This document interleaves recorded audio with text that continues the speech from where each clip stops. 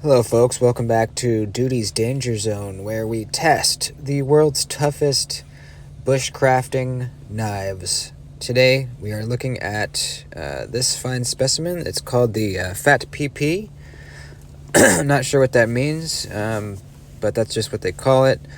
Now, I recently took this with me on my trip to Madagascar, where I was surviving on, in the wild for a month and a half. I was out there, and I decided to just bring one knife with me. I wanted to see if I could, survive with one knife, and this is the knife that I chose. Decided to take the Fat Peepee with me, and I gotta say, it really did well. I was able to, process my wood.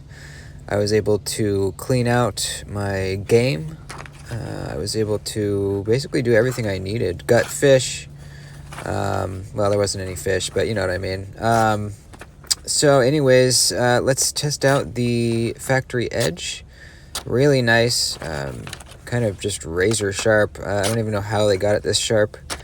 It's almost like I wanted to dull it a little bit before I started using it, just to kind of, it would have been bad if I had cut myself, so I just I actually dulled it a little bit. So I dulled it, and now it's we're at a good point here. It's like the paper isn't even there. It's just gliding through with ease. So let's try slicing through some cardboard. This is kind of a simulation of kind of skinning a caribou. This is kind of what it would feel like as you're skinning a caribou or maybe a deer even. And you can tell it's actually doing really, really well. Not that surprising considering how sharp it is.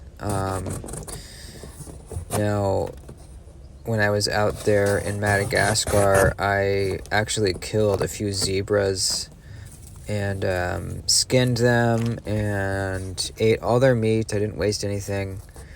And their skin, it's kind of cool looking. It's got the stripes. Made myself a jacket and a hat, and all using the Fat Peepee here without issue. So it did fine on that cardboard, just like it did on the zebras. Now let's move to something a little bit thicker. This is triple thickness cardboard. And this is kind of reminiscent of something a little bit tougher that I might have used my knife for out in the field. This is tough stuff to get through. Kind of reminds me of when I killed a couple hyenas. Their skin is a little bit tougher, but definitely the toughest animal skin that I had to cut through was probably rhino. Rhino skin, really, really tough stuff. I killed a few rhinos out there with the Fat Peepee, and yeah, you have to gut them and get the guts out, get the blood out, and it wasn't easy, but this knife handled it really well. You can see it's really gliding through this cardboard super easily. Now, utility cutting, I don't do a lot of utility cutting out in the field, but when I come back home to the real world, this is kind of some types of cutting I might do down on a surface here. And this knife actually does pretty well. I tried using kind of the Tanto tip, and then also the real tip. Using the Tanto tip didn't really work very well, but raising your wrist way up to get to the primary tip actually didn't do too bad. And since it's such a small knife, raising it up to that angle isn't super uncomfortable. You kind of just move it in your hand. Doing little curvy cuts, sometimes you have to kind of go around the eyeballs of the zebras or the rhinos when you're cutting their skin. off. You have to go around the eyeballs, so it's kind of reminiscent of that. So yeah, actually kind of surprised at the utility cutting capabilities of the PP here. Not too bad.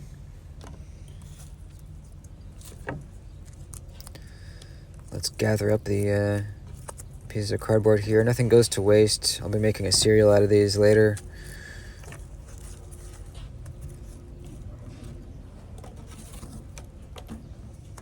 Alright, let's get to cutting up a leather glove here. Now, this is some leather, you know. I'm not sure what animal this particular glove came from. I don't think it probably wasn't like a zebra or anything like that. It was probably just yeah, I don't know, probably just a cow, you know. But I did make a pair of gloves similar to this out in the field out there. I made some zebra gloves, and I left the fur on the outside, so they were really warm. Actually, you know, I made the gloves. I turned them inside out, so the fuzzy stripy fur was on the inside. And it was really, really nice. Super duper nice. So I'm kind of having to saw at this to get it to go through. I'm using the Tonto edge, and actually not too bad. It's kind of weird. It's almost like using a chisel, kind of just like chiseling away at this. And I'm trying to use the primary edge here, and it's not happening at all. Just not happening. But check it out. When I move up to the Tonto edge, a little bit of a chopping, chiseling motion actually does pretty not bad. I mean, as far as the other knives I test go, it did bad, but I was expecting it to do worse.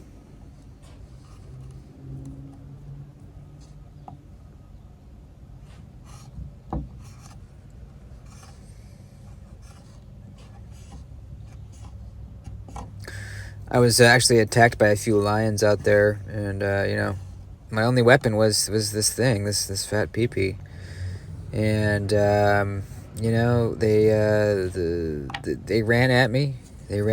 I pulled out the knife, but as soon as they saw it, they kind of backed off. They had never seen anything like it before, I don't think. They weren't sure what it was. They thought maybe it was like a little piece of a stick. But then I got out a piece of strap and I started cutting it, and I showed it to him. I was like, dude, look at this. I mean, it's just really it's just destroying the strap. And then the lion saw that, and it was like, okay, yeah, that's kind of scary. That's dangerous weapon this man has. And they actually they backed off, you know. Trying to use the Tonto edge to cut the strap here now. And it's just really slow going, but you know, most knives wouldn't go through this, so it may take a little while, but most knives, you know, I wouldn't even attempt this test on. Knives are just they're not designed to go through anything like this. So the fact that the fat peepee here can do it is pretty mind-boggling. There you can see we have a really nice clean cut. Very impressive. Let's get to the rope. Now this is store-bought rope, but out in the field I had to make my own rope out of different materials that I found out there. I made a few rhino tendon ropes. I made a few zebra veins. Use some zebra veins to twist together to make some ropes. You know, I didn't really need the ropes for anything really, but I was bored. You know, it's boring out there, so you know, I harvested some veins and tendons and stuff like that, and twisted together some rope. You know, they are kind of slippery at first, but they will dry out. It's not cutting the rope. Maybe if I put it down on a surface I can get it. And yeah, look at that, just shredding it into a million little pieces. Isn't that crazy? Look at that.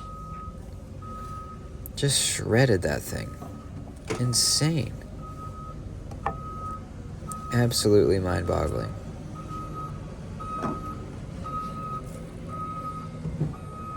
Like I said, I did everything with this knife. Batoning, killing, skinning, processing meat.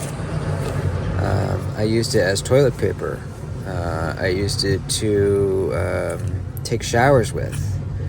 Just everything you can think of, I did with this knife. And you can see we are still really, really sharp. It's absolutely nuts. It didn't say what steel this was. It didn't say what the blade steel was on this knife, but man, it's got to be, it's probably some crazy steel that we haven't even heard of yet.